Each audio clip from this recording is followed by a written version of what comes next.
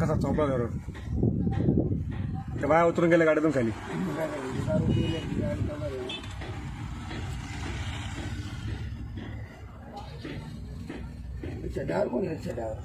तो ड्रायव्हर आहे. तो रिक्षा हवालदार पुढे बसला परत तो गाडीत.